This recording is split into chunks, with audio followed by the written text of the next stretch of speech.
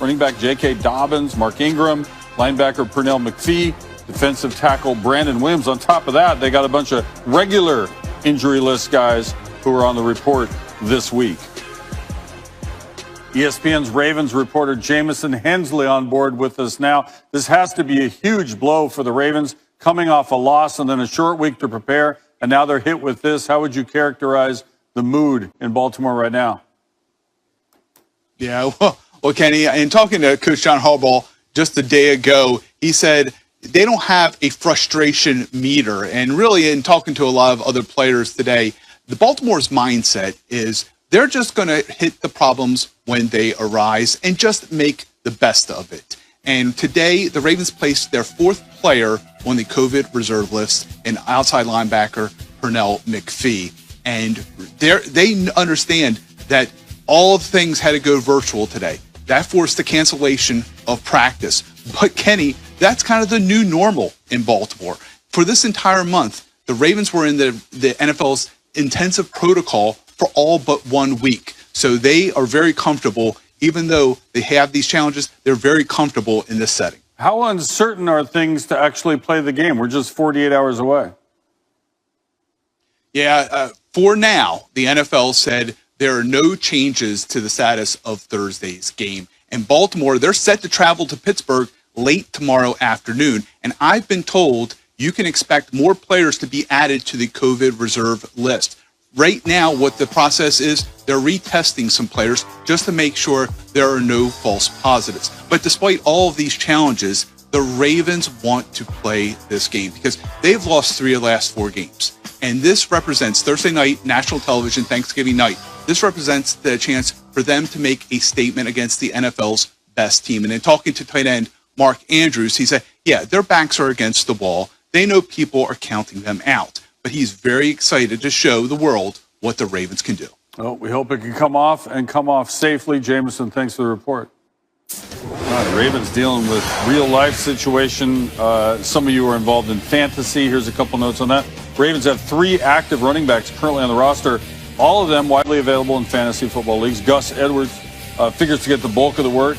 He's rostered in just 14% of leagues. Justice Hill and fullback Patrick Ricard rostered in under 1% of the leagues.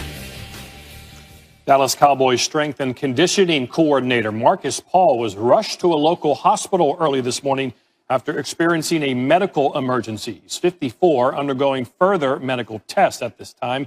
Paul joined the Cowboys in 2018 as an assistant coach. He was named the strength and conditioning coordinator under Mike McCarthy's arrival as head coach. He played 5 years as a DB in the NFL with the Bears and the Buccaneers from 89 to 93, played college ball at Syracuse.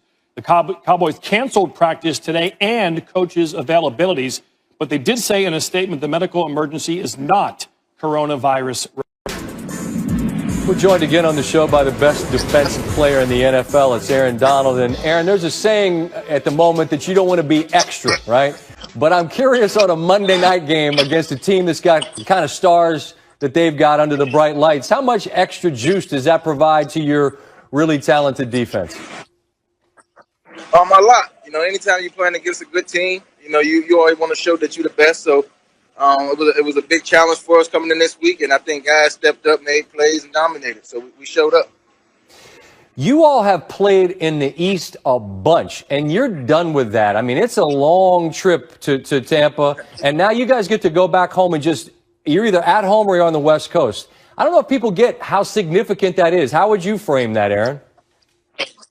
It definitely, I wouldn't say, I think we did a good job as far as, you know, getting used to it and things like that. It definitely was tough, but, you know, we stuck together. We had a good plan as far as what we needed to do to keep ourselves fresh and ready to play a game. So it's definitely good to be back at home on the West Coast and, you know, doing what we do.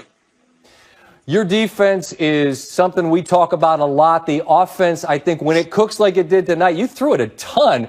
But, I mean, to see that side of the ball get flowing the way they were, what does that do for the sort of overall sense of what you guys can be in these last couple months?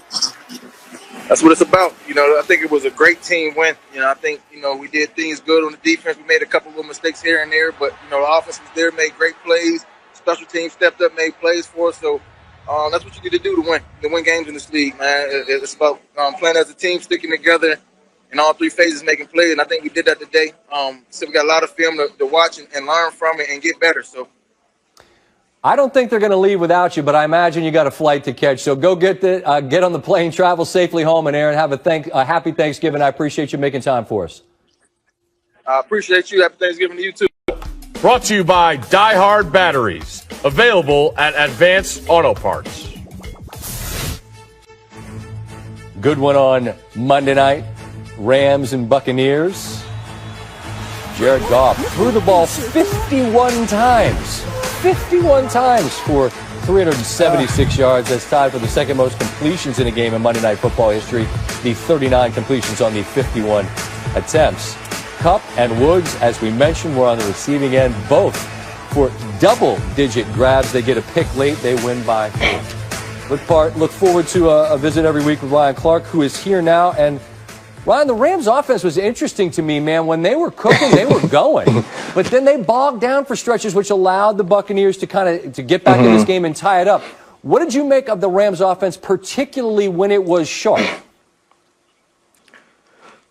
Well, I thought they threw the ball way too much. I didn't think they would win if they went here, but they executed so well, and Sean McVay was much better than Todd Bowles was, but it was about the diagram. It was about the scheme. Here you're going to see everybody blocked down, and Gerald Everett come out of the other side. Watch the way that he manipulates the defense on the back end, the underneath coverage wide open with all the space to the side. Easy throw for Jared Goff. And then next we're going to see one of the biggest plays of the first half. This is actually the 3 points you can say they win the game by.